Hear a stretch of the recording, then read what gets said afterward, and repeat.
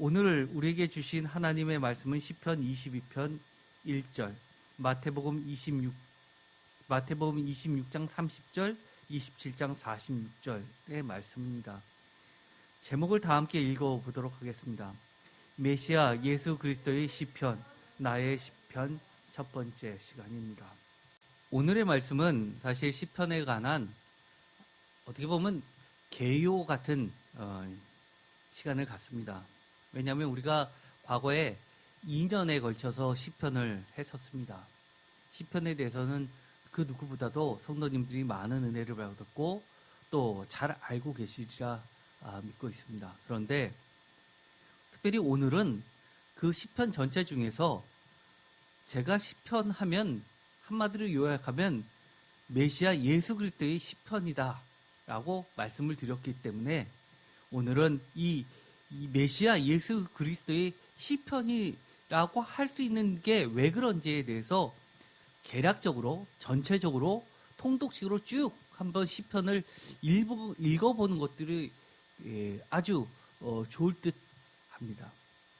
그래서 최종적으로는 이 예수 그리스도께서 너무나 사랑하셨던 이 시편들이 예수 그리스도의 시편으로만 머무는 것이 아니라 평생에 나의 시편이라고 고백했으면 좋겠습니다. 저도 시편을 성경 전체 중에서 가장 사랑합니다. 역시 위기가 찾아올 때 가장 큰 힘을 주는 것이 시편인 듯합니다. 시편을 읽고 묵상하면 예수 그리스도께서 어떻게 십자가를 지시고 또 부활 승천하게 되셨는지를 신실하신 하나님을 찬양하면서 어떻게 이겨내셨는지를 알 수 있게 됩니다. 사실 제가 시편하면 잊을 수 없는 장면들이 있습니다. 저도 쓰러져서 중환자실에서 사경을 헤맬 때 무려 3년 전에 했었던 시편 설교가 들려지고 또 환상 중에 보게 되고 강사모는 중환자실 바깥에 있는 응급실에 대기실에서 기도하고 있는데도 그 소리가 벽을 뚫고 문을 뚫고 제 귀에 생생하게 들려지면서 제가 아멘 아멘 하면서 죽음을 승리하게 된 경험이 있었던 것도 시편입니다. 뿐만 아닙니다. 제가 과거에 사업을 할 때 커다란 부도를 맞았을 때 영하 30도 되는 해외에 가서 이 미수 자금을 회수하는데 바이어를 만나주지 않으면 하루 종일 그 추운 데서 떨며 기다리면서 하루 종일 시편을 읽고 또 한 절 읽고 아멘, 한 절 읽고 아멘 하면서 결국 그 부도 금액을 다 하나님께서 회수해 주시는 것을 경험했었던 것도 바로 시편을 통해서였습니다. 어떻게 보면 우리가 신앙생활을 하는 것은 사실은 편안하고 승승장구할 때는 잘 모릅니다. 정말 인생의 절대절명의 위기 상황이 도달했을 땐 역시 그때 빛이 나는 것이 있습니다. 아무리 신앙이 있다 하더라도 끊임없이 우리가 두려움에 쌓이게 되고 어떻게 기도해야 될지를 모를 때 저는 그렇게 이야기해 줍니다. 시편 한 절 읽고 아멘, 시편 한 절 읽고 아멘 하면서 이겨내시라고 이렇게 이야기합니다. 한 절 한 절은 예수 그리스도께서 직접 외우시면서 하나님께 드렸던 그 기도가 그대로 우리에게 전해지고 있기 때문입니다. 이 메시아 예수 그리스도의 시편하면 진수는 바로 압도적으로 저는 이렇게 이야기합니다. 많은 학자들이 여러 가지 말씀을 꼽지만 단연코 시편 22편 1절을 꼽습니다. 물론 학자마다 다르겠지만 이 시편 22편 1절은 많은 오해를 가지고 있는 시편이기도 합니다. 다 함께 읽어보겠습니다. 내 하나님이여 내 하나님이여 어찌 나를 버리셨나이까? 어찌 나를 멀리하여 돕지 아니하시오며 내 신음소리를 듣지 아니하시나이까? 사실 이 시편 22편은 전체가 메시아 시편이라고 하는 겁니다. 그런데 이 구절은 많은 사람들이 오해하고 그리고 고난주간에 이 본문을 가지고 잘못 해석하는 경우들이 많이 있습니다. 특별히 마가복음 15장 34절 제9시에 예수께서 크게 소리질러 이르시되 엘리 엘리 라마 사막다니 하시니 이를 번역하면 나의 하나님 어찌하여 나를 버리셨나이까 하는 뜻이다. 마태복음 27장 46절에도 나오죠. 제9시쯤에 예수께서 크게 소리질러 이르시되 엘리 엘리 라마 사막다니 하시니 이는 곧 나의 하나님 어찌하여 나를 버리셨나이까 하는 뜻이라 라고 하면서 이 시편 22편 1절을 예수님께서 절망과 절규의 그런 외마디 기도소리라고 그렇게 많이들 이야기합니다. 그러나 제가 시편 22편 설교를 하면서 이것에 대해서 강조를 했습니다.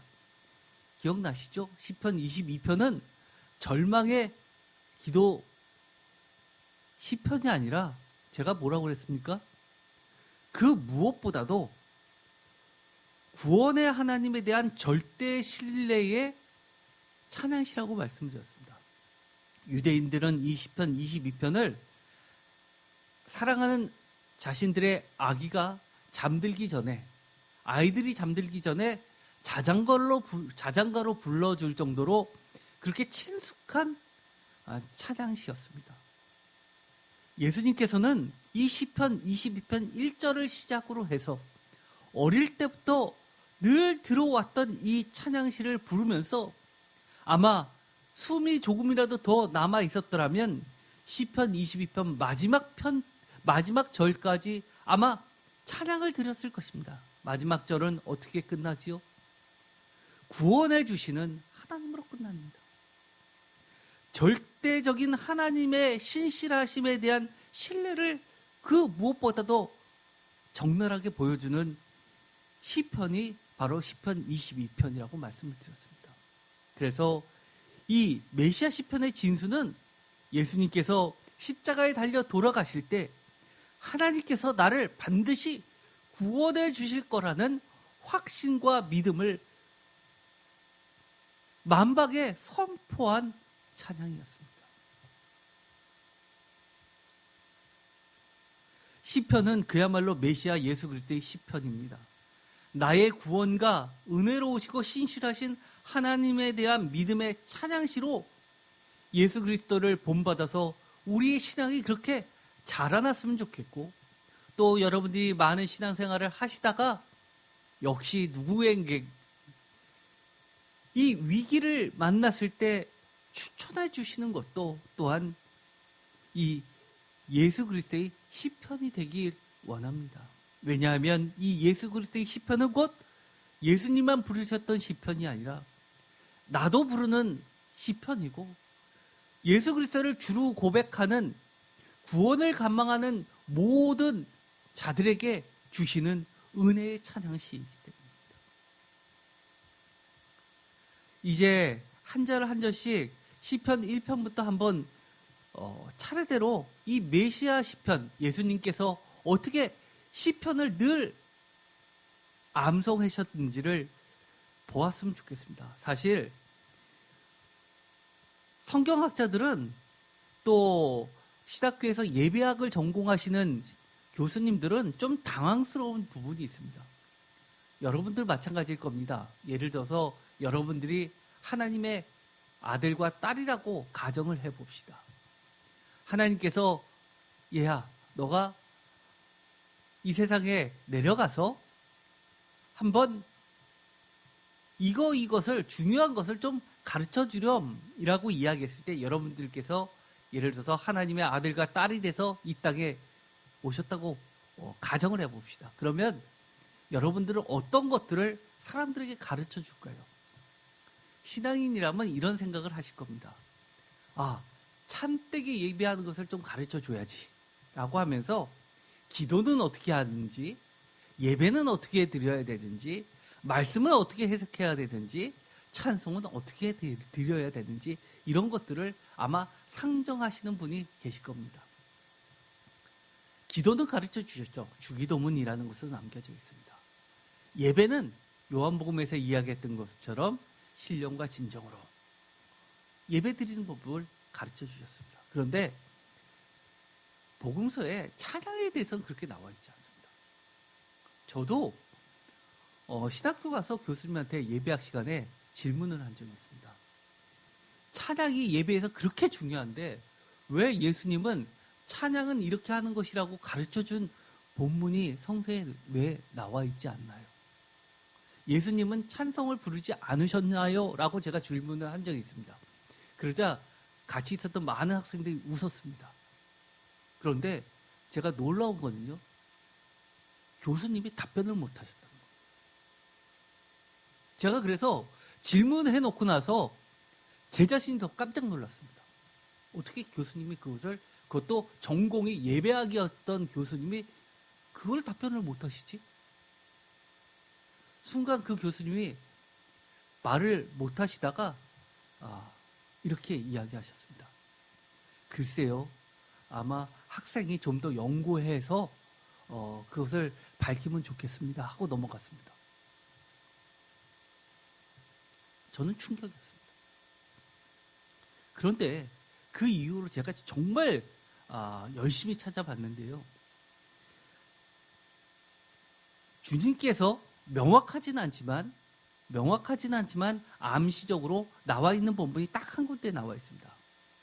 물론 이 병행 구문들에 나와 있는데요. 예를 들어서 마태복음 26장에 제자들과 마지막 만찬을 하시고 나서 한 구절이 나오게 됩니다. 마태복음 26장 26절, 그들이 먹을 때 예수께서 떡을 가지사 축복하시고 떼어 제자들에게 주시며 이르시되 받아서 먹으라, 이것은 내 몸이라. 이거 잘 알고 계시죠? 27절에 또 잔을 가지고 하시고요.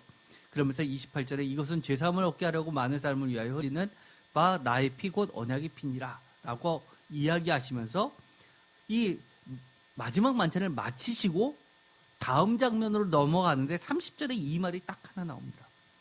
이에 그들이 찬미하고 감람산으로 나아가니라. 그러고 나서 십자가에 달려 돌아가시게 되죠. 그들이 찬미하고 그들은 찬송을 부르고 라고 표준세 번역에서는 이야기하는데, 이것이 그들이 예수님도 포함한 건지 아니면 예수님은 가만히 침묵하고 계셨고 제자들만 찬송을 불렀는지는 명확하진 않습니다. 그러나 그들이라는 3인칭 복수형을 통해서 암시적으로는 예수님도 찬송을 부르셨을 것으로 추정을 할 뿐입니다. 이 찬송, 이것은요, 우리가 잘 알고 있는 것, 찬송하면 뭐죠? 대표적으로 힘이라고 하죠. 힘.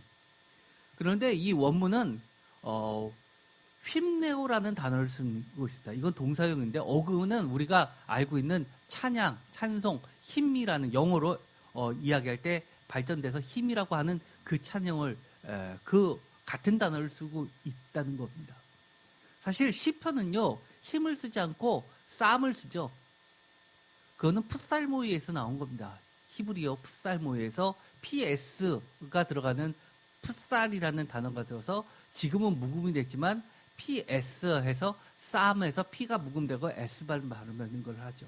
그런데 어쨌든 간에 성경 전체적으로 봤을 때는 이것이 유일하다고 할 수도 있습니다. 마가복음의 병행구문에서도 마찬가지로 마가복음 14장에서도 똑같이 성만찬이 끝나고 나서 그 뒤에 감람산으로 갈 때 이에 그들이 참여하고 감람산으로 가니라라고 나와 있는 게 유일하다는 겁니다. 그런데 이것으로 가지고 예수님께서는 그러면 찬송을 안 했느냐라고 할 때 그렇지 않습니다. 제가 조금 더 박사과정까지 가면서 여러 가지 성서학을 전공하고 복음서를 보고 나니 너무 많은 곳에 예수님이 찬양하셨다는 것이 곳곳에 들어가 있습니다. 우리가 곡조가 없다 보니까 자꾸 이것을 글로 읽고 성경을 산문처럼 읽다 보니까 사실 원문에는 찬양 부분은 들어가서 은유를 가지고 있기 때문에 구분이 되는데 어쨌든 번역된 성경으로 읽다 보니까 잘 느껴지지 않을 뿐이다. 그래서 오늘은 그런 부분을 예수님께서 어떻게 찬양을, 시편을 늘 하나님께 찬양 부르면서 지내셨는지를 보는 시간을 가지면서 우리도 예수님처럼 늘 시편을 가지고 하나님을 찬양하고 우리의 신앙을 예수님의 신앙처럼 발전시켰으면 좋겠습니다. 대표적인 게 시편 22편인데 이것은 좀 더 나중에 순서가 되면 하도록 하겠습니다. 먼저 시편 2편에 이렇게 되어 있습니다. 시편 2편 1절 2절 다 같이 읽겠습니다. 어찌하여 이방 나라들이 분노하며 민족들이 헛된 일을 꾸미는가. 세상의 군왕들이 나서며 관원들이 서럽게 하며 여호와 그의 기름 부음 받은 자를 대적하며. 여기서 여호와와 그의 기름 부음 받은 자를 대적하며 해서 여호와의 기름 부음 받은 자, 기름 부음 받은 자, 이것이 바로 메시아입니다. 히브리어로 기름 부음 받다라는 메시아, 그리고 이것이 헬라어로 바꾸면 그리스도입니다. 이것은 너무 많이 나오죠. 뭐 이것은 찾을래야 다 찾을 수도, 그리스도로 검색하면 아마 너무 많을 겁니다. 그런데 이 시편 2편 1절과 2절에 대한 이것을 직접 인용한 것이 나오는데요. 사도행전 4장에 보면 이렇게 있습니다. 사도행전 4장 23절 사도들이 노임에 그 동료에게 가서 제사장들과 장로들의 말을 다 알리니 그들이 듣고 한 마음으로 하나님께 소리를 높여 이르되 대주제여 천지의 바다와 그 가운데 만물을 지으신 이시요. 25절 다 같이 읽겠습니다. 또 주의 종 우리 조상 다윗의 입을 통하여 성령으로 말씀하시기를 어찌하여 열방이 분노하며 족속들이 허사를 경영하였는고. 세상의 군왕들이 나서며 관리들이 함께 모여 주와 그의 그리스도를 대적하도다 하신 이로소이다. 과연 헤롯과 본디오 빌라도는 이방인과 이스라엘 백성과 합세하여 하나님께서 기름 부으신 거룩한 종 예수를 거슬러 라고 하면서 예수님뿐만 아니라 예수님의 제자들이 예수님이야말로 그리스도다, 메시아다를 증거하는데 이 시편을 가장 많이 인용하게 됩니다. 요한복음 1장 41절 그가 먼저 자기 형제 시몬을 찾아 말하되, 다 같이 읽겠습니다. 우리가 메시아를 만났다 하고, 메시아는 번역하면 그리스도다. 요한복음 4장 25절 여자가 이르되 메시아 곧 그리스도다 하는 이가 오실 줄을 내가 아노니 그가 오시면 모든 것을 우리에게 알려주시리이다. 이처럼 예수 그리스도라는 것은 우리가 마치 이름 이강민처럼 예수 그리스도를 그렇게 생각하시는 분이 계신데, 사실 예수 그리스도는 타이틀입니다. 예수는 이름, 그리스도는 타이틀. 예를 들어서 이강민 목사님 할 때 목사에 해당하는 타이틀처럼 예수는 메시아다, 예수는 그리스도다라는 타이틀이죠. 그런데 그것이 발전돼서 우리가 신학자들이 보통 이야기할 때 예수라고 하면 인성을 상징한다고 하고요, 그리스도다라고 하면 신성을 상징한다고 합니다. 그래서 예전을 중시하는 많은 교회들이 이 십자가 옆에 초를 2개를 켜놓는 경우가 많이 있습니다. 하나는 인성, 예수를 상징하고요, 또 하나 초는 그리스도, 메시아를 상징하는 그런 예전을 꾸미는 경우가 굉장히 많이 있습니다. 시편 2편 6절과 7절 이것도 굉장히 유명한 말씀이죠. 시편 2편 6절 내가 나의 왕을 내 거룩한 시온에 세웠다 하시리로다. 7절 다 같이 읽겠습니다. 내가 여호와의 명령을 전하노라. 여호와께서 내게 이르시되 너는 내 아들이라. 오늘 내가 너를 낳았도다. 아멘. 복음서에서 이 시편 2편 7절이 빠지면 이야기 구성이 안 됩니다. 왜 그럴까요? 마태복음, 마가복음, 누가복음의 다 공이 이 예수님의 세례받는 것부터 시작이 되는데, 거기서 가장 결정적인 것이 바로 이 시편 2편 7절을 통해서 시작부터 예수님은 메시아라는 것을, 그리스도라는 것을 증거합니다. 여호와께서 내게 이르시되 너는 내 아들이라. 오늘 내가 너를 낳았도다. 마태복음 3장 17절 하늘로부터 소리가 있어 말씀하시되 다 같이 읽겠습니다. 이는 내 사랑하는 아들이요 내 기뻐하는 자라 하시니라. 또 마태복음에서는요. 이 시편 2편 7절의 말씀이 굉장히 중요한 자리에 세 번 등장하는데요. 첫 번째는 이 세례 때, 두 번째는 마태복음 17장 5절입니다. 다 같이 읽겠습니다. 말할 때에 호련히 빛난 구름이 그들을 덮으며 구름 속에서 소리가 나서 이르시되 이는 내 사랑하는 아들이요 내 기뻐하는 자니 너희는 그의 말을 들으라 하시는지라. 이것 무엇인지 다 아시죠? 변화선의 사건을 이야기합니다. 또 마태복음 12장 18절 보라 내가 택한 종 곧 내 마음에 기뻐하는 바 내가 사랑하는 자로다. 내가 내 영을 그에게 줄 테니 그가 심판을 이방에 알게 하리라. 라는 의미에서 사용됩니다. 또 사용되는 것이 있습니다. 암시적으로 십자가에서도 마찬가지로 사용이 됩니다. 또 시편 2편 12절도 직접적으로 인용은 안 됐지만 암시적으로 그대로 사용이 됩니다. 시편 2편 11절 여호와를 경외함으로 섬기고 떨며 즐거워할지로다. 12절 다 같이 읽겠습니다. 그의 아들에게 입맞추라. 그렇지 아니하면 진노하심으로 너희가 길에서 망하리니 그의 진노가 급하심이라. 여호와께 피하는 모든 사람은 다 복이 있도다. 입맞춤은요. 참 시편 2편의 12절에 나와 있는 이 입맞춤과 너무나 대조적인 모습을 보여주는 장면이 복음서에 나와 있습니다. 예를 들어서 이겁니다. 누가복음 22장 48절에 아이러니컬하게 가룟 유다가 나오게 되는데요. 마지막에 예수님을 잡으러 올 때 앞잡이가 돼서 이렇게 하죠. 누가복음 22장 48절 다 같이 읽겠습니다. 예수께 입을 맞추려고 가까이 하는지라. 예수께서 이르시되 유다야 내가 입맞춤으로 인자를 파느냐 하시니. 너무나 충격적이지 않습니까? 반면에요. 누가복음 7장 38절과 7장 45절에는 대대적으로요. 많은 사람으로부터 천대받았던 여인이 나오게 되는데요. 7장 38절 예수의 뒤로 그 발 곁에 서서 울며 눈물로 그 발을 적시고 자기 머리털로 닦고 다 같이 읽겠습니다. 그 발에 입맞추고 향유를 부으니. 누가복음 7장 45절 다 같이 읽겠습니다. 너는 내게 입맞추지 아니하였을 때 그는 내가 들어올 때부터 내 발에 입맞추기를 그치지 아니하였으며. 또 시편 6편에 보면요.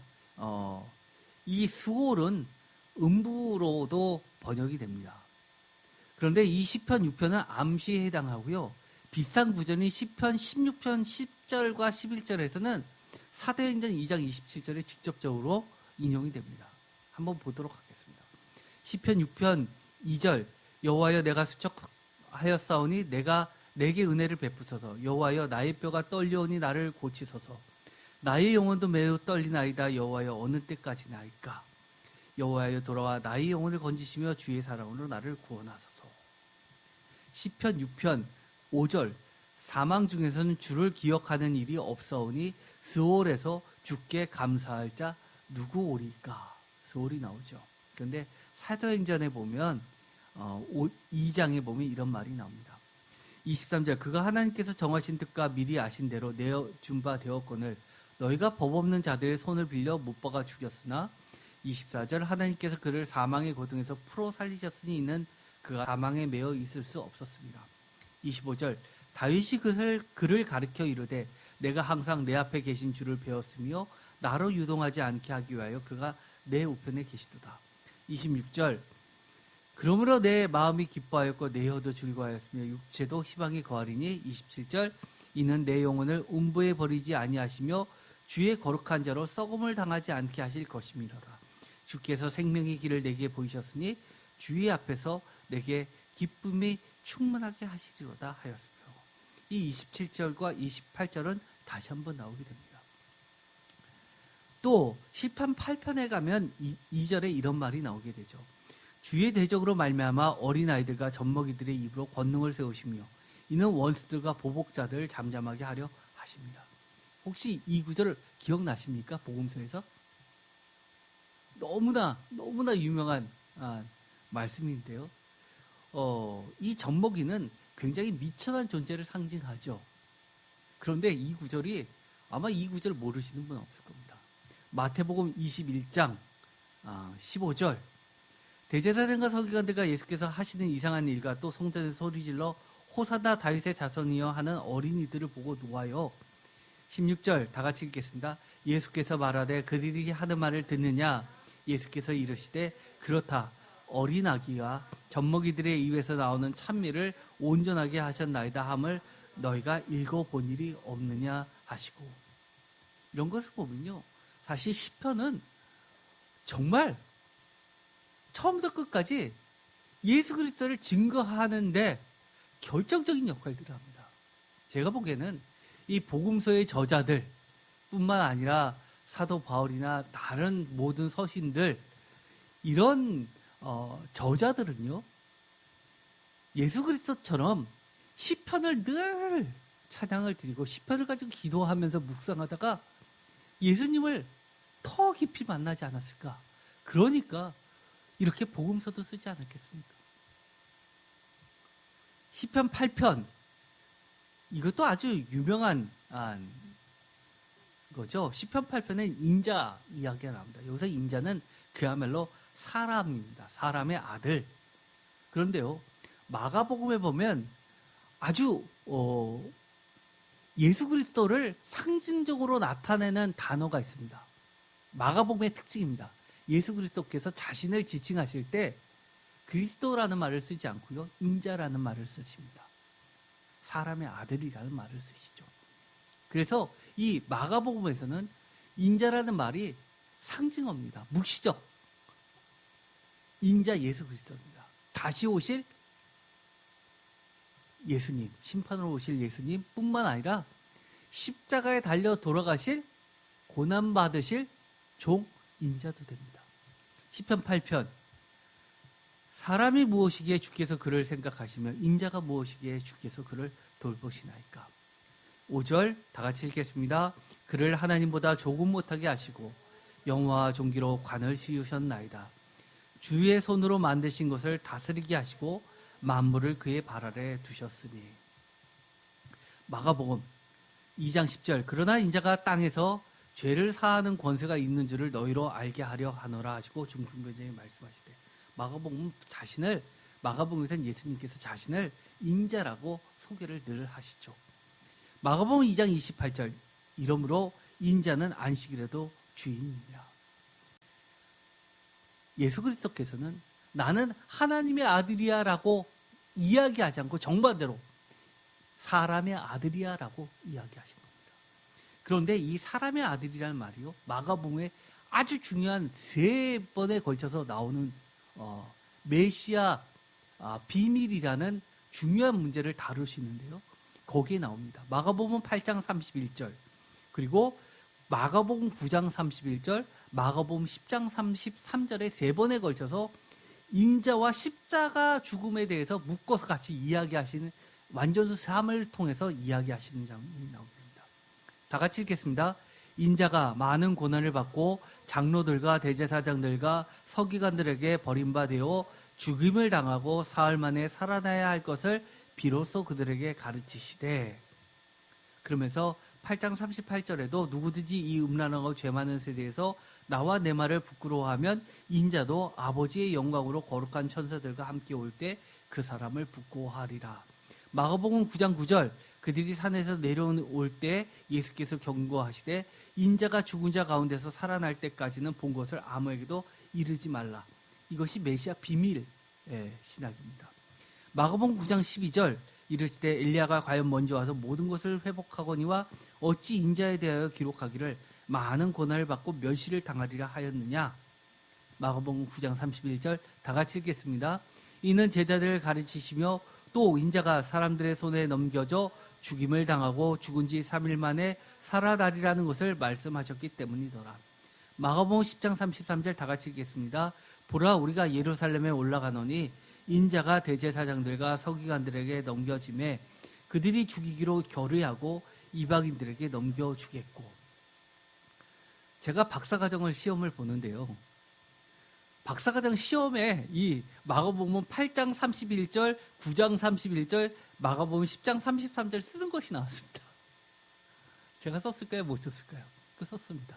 너무너무 복음서를 전공하는 사람들은 너무너무 중요한 구절이기 때문에 쓸 수밖에 없습니다. 마가복음 10장 45절. 인자가 온 것은 섬김을 받으려 함이 아니라 도리어 섬기려 하고 자기 목숨을 많은 사람들의 대소물로 주려 합니다. 마가복음 13장 26절. 그때 인자가 구름을 타고 큰 권능과 영구로 오는 것을 사람들이 보리라. 아까 시편에도 나와 있었죠. 인자, 이것은 묵시적 인자를 이야기합니다. 마지막 때 다시 오실 주님을 이야기하죠. 그래서 마가복음에서 인자라고 하면 십자가 죽음을 짊어질 인자도 되지만 마지막 때 재림 주님도 해당합니다. 이 밖에도 인자는 너무너무 많지요. 그리고 시편 13편 3절 다 같이 읽겠습니다. 여호와 내 하나님이여 나를 생각하사 응답하시고 나의 눈을 밝게 써서 두렵건대 내가 사망의 잠을 잘까 하오며. 사실 이 시편 13편 3절은요. 저는 평생 잊을 수 없습니다. 누군가가 시편이 메시아 시편이라고 하는데 그리스도의 시편이라고 하는데 거기까지는 이해되는데 너는 시편이 정말 너의 시편이라고 묻는다면 저는 이 시편 14편 3절을 꼽습니다.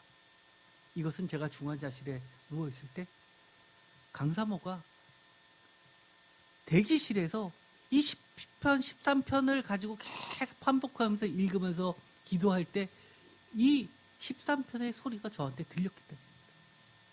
제가 이 소리를 듣고 아멘 하면서 깨어났습니다. 저는요 지금도 이렇게 이야기합니다. 늘 시편을 늘 매일매일 묵상하십시오. 왜냐하면 우리가 미국에 가면 영어를 알아야지만 생활할 수 있고요. 또 러시아를 가면 러시아어를 알아야 되고 일본을 가면 일본어를 알아야 됩니다. 중국을 가면 중국어를 알아야 되고 다른 언어는 그런 나라는 통하지 않습니다. 그런데요. 우리가 하나님과 예수님과 어떤 언어를 가지고 교통을 할 거예요. 내가 기도를 했는데 주님께서 뭐라고 말씀을 응답을 해주시는데 그것이 내 생각인지 하나님의 언어인지 어떻게 압니까? 저는 그렇게 이야기합니다. 말씀을 통해서 말씀으로 답변을 주시는 게 응답 주시는 게 제일 많습니다. 심지어 제가 환상을 보거나 꿈을 꾼 적도 많지만 꿈을 꿔도 이게 해석을 하는데 말씀으로 해석되지 않으면 제 욕심이 들어가거나 여러 가지 것으로 혼돈해서 혼미해집니다. 그래서 저는 이렇게 이야기합니다. 가능한 시편을 반복해서 늘 묵상하면 하나님께서 이 시편의 말씀을 통해서 기도 응답을 정확하게 주십니다. 시편은 또 장점이 있죠. 좋은 점이 있죠. 시편 구성이 어떻게 됐다고 그랬죠? 제가 시편의 미드라시라고 이야기하면서 시편의 어떤 한 구절이 잘 이해가 안 되면 그 단어가 해석이 앞에 시편, 뒤에 시편 연결돼가지고 그것을 다 해석을 해놨습니다. 그러니까 유대인들이 시편 150편을 다 외우죠. 어떻게 외웁니까? 못 외우죠. 그런데 노래 형식으로 돼서 마치 우리가 원숭이 보면은 빨가면 사과는 맛있으면 바나나는 이런 식으로 나가는 것처럼 연결돼서 이것을 쭉 연상법으로 다 외울 수 있게 해놓고 이것을 해석할 수 있게 해주는 게 시편입니다. 그래서 이 시편을 많이 읽으시고 외워두시면 기도하시면 그때그때 시편을 통해서 주님께서 응답을 주실 겁니다. 사도행전 2장 24절에 이렇게 되어 있습니다. 다 같이 읽겠습니다. 하나님께서 그를 사망의 고통에서 풀어 살리셨으며 이는 그가 사망에 매여 있을 수 없었습니다. 예수께서 부활하셨습니다. 그런데 문제는요. 증거가 없다는 겁니다. 초대 기독교에 예수님께서 부활하셨다는 유일한 증거가 뭡니까? 이거 잊으시면 안 됩니다. 빈 무덤입니다. 빈 무덤. 무덤에 아무것도 없다는 겁니다. 그런데 그 이후에 많은 주의 제자들이 예수님께서 빈 무덤을 통해서 부활하셨다는 것을 또 재증명하는데 뒷받침하는 여러 가지 예언의 성취로서 무엇을 다 끌어들어와서 증거를 하냐면 시편이라는 겁니다. 그를 사망의 고통에서 풀어 살리셨으면 그가 사망에 매여 있을 수 없었습니다. 라는 이 구절도 결국은 사람이 죽었다가 살아나는 것을 본 적도 없고 역사상에 존재하지도 않지만 그것이 예수님에 의해서 성취가 됐고 더 나아가서 어떻게 된다는 겁니까? 우리도 그렇다는 거 아닙니까? 많은 현대의학이 그렇게 이야기하죠. 부활? 그건 미신이라고 이야기합니다. 어리석다고 이야기합니다. 심지어 요즘에 신학자들 중에서도요. 부활은요. 정신으로 담아내서 살아내는 것이지 몸이 사는 것을 부활이라고 성경은 이야기하지 않는다라고 주장하는 학자들이 굉장히 많아졌습니다. 그러나 저는 그렇지 않습니다. 성경은 본 적도 없고 있어 본 적도 없지만 분명하게 몸의 부활을 이야기합니다. 저는 그래서 믿습니다. 시편 14편 7절 이 구절도 굉장히 유명한 구절입니다. 다 같이 읽겠습니다. 이스라엘의 구원이 시온에서 나오기를 원하도다. 여호와께서 그의 백성을 포로된 곳에서 돌이키실 때 야곱이 즐거워하고 이스라엘이 기뻐하리로다. 구원이 어디서 나온다고요? 시온에서. 그런데요. 이 시편 14편 7절의 이 유명한 말씀이 시온이 예수로 바뀝니다. 예수로 구원이 완성됩니다. 쿰란 공동체에서는요. 이 구절을 어떻게 해석하냐면은 참 유대인은 하나님의 말씀을 올곧이 실천하는 자라고 이야기하면서 구원은 참 유대인에서부터 나온다. 이렇게 가르쳤습니다. 그런데 이 구절이 이런 데 들어가 있습니다. 요한복음 4장 21절 유명한 사마리아 여인과의 대화에서 예수께서 이르시되 여자여 내 말을 믿으라. 이 산에서도 말고 예루살렘에서도 말고 너희가 아버지께 예배할 때가 이르니라. 너희는 알지 못하는 것을 예배하고 우리는 아는 것을 예배하느니. 다 같이 읽겠습니다. 이는 구원이 유대인에게서 남이라. 그래서 구원이 유대인에게서 남이다 라는 이것을 쿰란 공동체에 있었던 내용이 배경이 되었을 것을 보고 그러면 유대인이 어떤 것을 이야기하느냐라고 하면 결국은 하나님의 말씀을 올곧이 실천하는 자, 더 나아가서 지구상에서 하나님의 말씀을 완전하게 실천한 자가 누구뿐이 없습니까? 예수 그리스도뿐이 없는 겁니다. 그래서 예수 그리스도로 완성이 되는 겁니다. 23절 아버지께서 참되게 예배하는 자들은 영과 진리로 예배할 때가 오나니 곧 이때라. 아버지께서는 자기에게 이렇게 예배하는 자를 찾으시느니라. 하나님은 영이시니 예배하는 자가 영과 진리로 예배할지니라. 25절 여자가 이르시되 메시아 곧 그리스도라 하는 이가 오실 줄 내가 아노니 그가 오시면 모든 것을 우리에게 알려주시리라. 예수께서 이르시되 내가 말하는 다 같이 읽겠습니다. 내가 그라 하시니. 내가 그라라는 이 구절도요 참 재미있습니다. 이것은 축약형인데요. 에고 에이미 하고 요한복음에 7가지로 이야기하죠. 예를 들어서 나는 생명의 떡이다 라고 할 때 내가 그라 라고 하면서 그 뒤가 붙은 게 이 내가 그라가 에고 에이미고요. 그 뒤에 붙는 것들이 7가지가 나오는 겁니다. 그래서요 이거는 사실은 뭘 상징하냐면요. 내가 그라 했지만 다른 말로 번역하면 이렇게도 할 수 있는 겁니다. 여호와께서 떨기나무에서 하시면서 나는 스스로 있는 자다. 나는 스스로 있는 자다라는 표현과 내가 그라라는 표현과 사실은 같은 표현입니다. 즉 예수께서 이것을 나는 스스로 있는 자다라고 말을 안 하셨지만 내가 그라라고 하면서 어떻게 이야기하시는 겁니까? 내가 곧 하나님이시다라고 선언하신 겁니다. 오늘은 시간상 여기까지 하도록 하겠습니다. 앞으로 시편 150편까지 쭉 보면 너무너무 많지 있죠. 그렇지만 우리가 신앙생활을 할 때 최소한 이거는 좀 한번 쭉 정리가 됐으면 좋겠습니다. 시편 150편까지 정말 예수 그리스도에 관련된 구절들을 좀 우리가 한 번은 다 봐야 되지 않겠습니까? 오늘 집에 돌아가시면서 여러분 나름대로 시편을 읽으시면서 이건 예수님에 관련된 거야. 예수님이 성경에서 어떻게 드러나셨는지 여러분들도 보시면서 한번 성경 구절을 여기저기 한번 찾아보시기 바랍니다. 오늘 다시 한번 오늘 설교는 어떤 결론이라기보다도 이 예수님께서 늘 암송하셨고 외우셨고 찬양하셨던 이 시편이 어떻게 되라고요? 나의 시편이 되는 시간이 되었으면 좋겠습니다. 평생에 여러분께서 신앙의 위기가 찾아오면 기억하십시오. 기도를 어떻게 해야 될지 모르겠으면 시편을 한 절 읽고 아멘 하시면서 예수 그리스도께서 어떻게 십자가를 지시고 신실하신 하나님의 구원을 경험했는지 여러분의 시편으로 성숙되기를 주의 이름으로 축원드립니다. 기도가 마치겠습니다. 하나님 감사합니다. 오늘 우리에게 너무나 귀한 시편을 통해서 예수 그리스도의 시편을 배우게 하셨습니다.